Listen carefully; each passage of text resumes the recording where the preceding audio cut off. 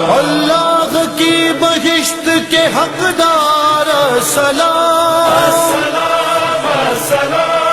اے تربت حسین کے زوار سلام، اے زائر حسین سلام، اے زائر حسین سلام۔ ہر عالم ہے لیکن ماں باپ کا ادب و احترام آج معاشرے میں کرنا پایا جاتا ہو۔ چند جملے سن لیجیے آج میرے سے۔ اگر ماں باپ کا ادب و احترام کرنا نہ جانتا ہو، وہ بارگاہ سید الشہداء کے اندر ویسا موفق نہیں ہو سکتا جیسا چاہتا ہے، جب تک ادب و احترام نہ کرتا ہو۔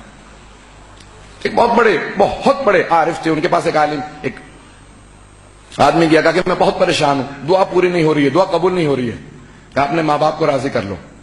کہ دونوں کا انتقال ہو چکا ہے۔ کہ دونوں ناراض گئے ہوں گے؟ کہ ہاں ناراض گئے ہیں۔ کہ قبروں پہ جاؤ، اتنا ان کے لیے قرآن پڑھو، اتنا صدقہ دو کہ راضی ہو جائیں۔ وہ خود کہتا ہے کہ میں 1 مہینے تک صبح و شام ماں باپ کے لیے صرف اور صرف فاتحہ پڑھتا تھا، خواب میں باپ کو دیکھا، ہم تیرے سے راضی ہو گئے۔ جناب سید الشہداء کی بارگاہ میں جب جائیں گے نا زیارت کے لیے، تو جناب ابراہیم مجاب کا روضہ نظر آئے گا۔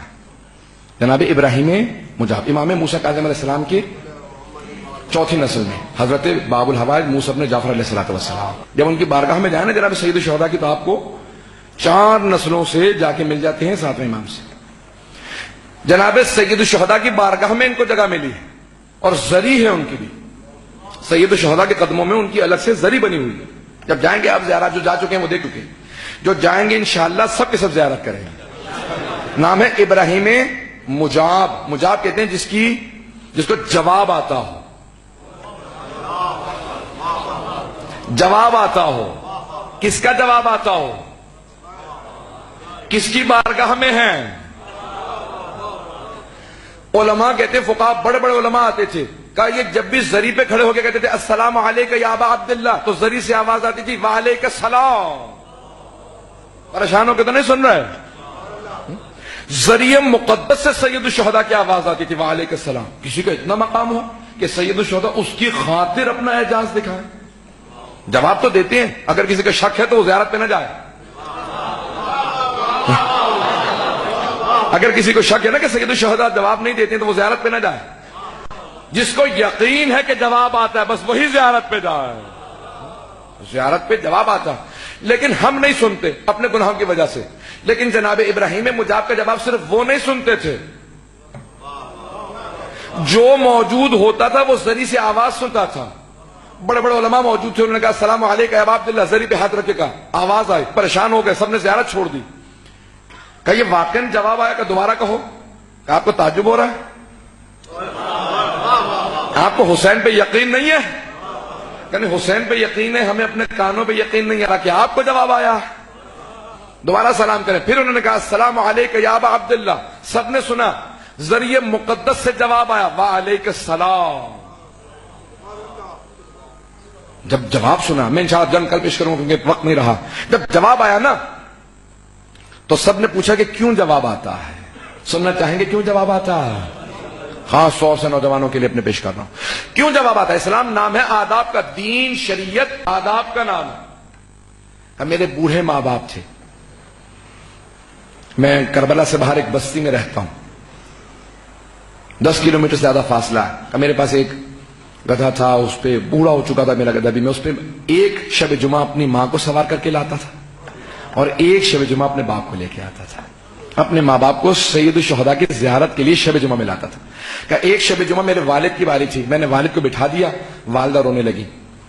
کہ والدہ میری بہت زیادہ، ان کی بینائی کمزور ہو گئی تھی اور ٹانگوں سے اپاہج تھی، بہت ضعیف العمر تھی۔ کہ مجھ سے رو کے کہنے لگی بیٹا آج شب جمعہ ہے، مجھے لے جا۔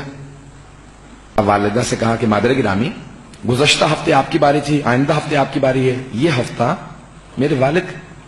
کہ بیٹا اگر میں اگلے ہفتے تک نہ رہی، اگر مر گئی تو کیا ہوگا؟ مجھے اس ہفتے زیارت کرا دے۔ کہ میں فوراً والد کے پاس گیا کہ والدہ کہہ رہی ہیں کہ اگر آپ اس ہفتے رک جائیں والدہ کو زیارت کرنے دیں۔ کہ اور اگر اگلے ہفتے تک میں زندہ نہ رہا، دونوں ضعیف العمر تھے۔ کہ اگلے ہفتے اگر میں زندہ نہ رہا تو میری زیارت چھوٹ جائے گی۔ کہ بیٹا جیسا بھی ہو مجھے زیارت کروا دے۔ کہ جب والد رونے لگے تو اب میرا بھی دل پسیجنے لگا۔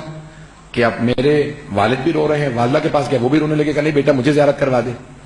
کہا میں بہت پریشان ہوا, متذبذب ہوا کہ میرے سواری جو تھی اس میں طاقت نہیں تھی کہ 2 سواروں کو لے جا سکے. کہا میں والدہ کے پاس آیا, کہا کہ اگر آپ صبر کر لیں میں آپ کو رات میں لے جاؤں گا. کہا نہیں مجھے ابھی جانا. اب آپ نے دیکھا نا کہ بعض اوقات جب بہت زیادہ بزرگ ہو جاتے ہیں تو پھر ان کی برداشت کم ہو جاتی ہے. تو کہا نہیں بیٹا مجھے ابھی جانا ہے.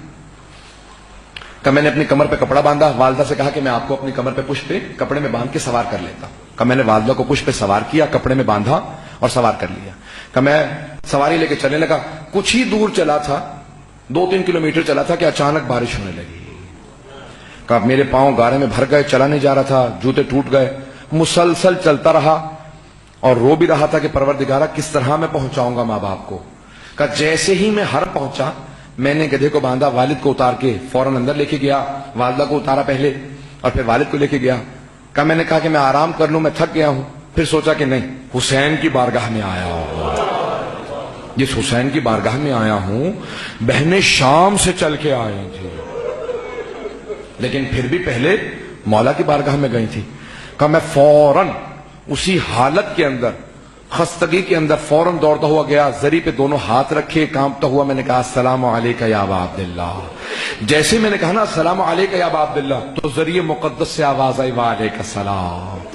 کہ اس دن سے آج تک ہر شب جمعہ جب بھی آتا ہوں مولا مجھے جواب دیتے ہیں میرے بیٹے تجھے سلام ہو, کہ تو اپنے ماں باپ کو جس طرح سے ادب و آداب کرنا چاہیے نا ماں باپ کے سامنے, کبھی اف تک نہ کہو. ابھی عزیزان گرامی, میرا کوئی بھی بھائی, میرے کوئی بھی بچہ کبھی اس طرح سے ماں باپ کی بے حرمتی نہیں کرے گا. سنیں گے اب جملے میں پیش. تجھ کو دعائے بنت پیمبر نصیب ہے, قسمت کو ناز ہے وہ مقدر نصیب ہے, تیرا ملائکہ سے بھی بڑھ کر نصیب ہے, کیا مرتبہ تجھے سر محشر نصیب ہے, جب ناصران شاہ کو خالق بلائے گا محشر میں تو بھی 772 کے جائے گا.